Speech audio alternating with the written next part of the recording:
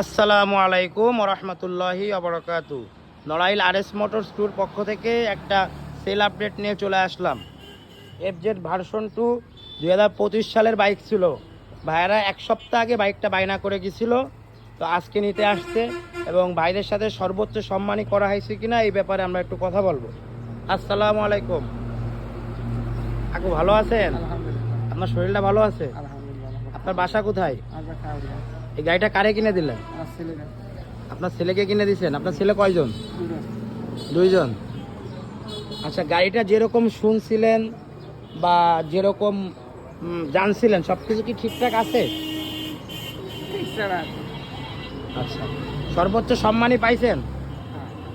ভাইয়া, বিষয়টা হলো আপনারা আছেন বলে আমরা এখনো শোরুম নিয়ে আসি, আপনাদের জন্যই শোরুম। তা আপনার বন্ধু বান্ধব ভাই বেরাদার কি আমাদের শোরুমে আসতে পারে?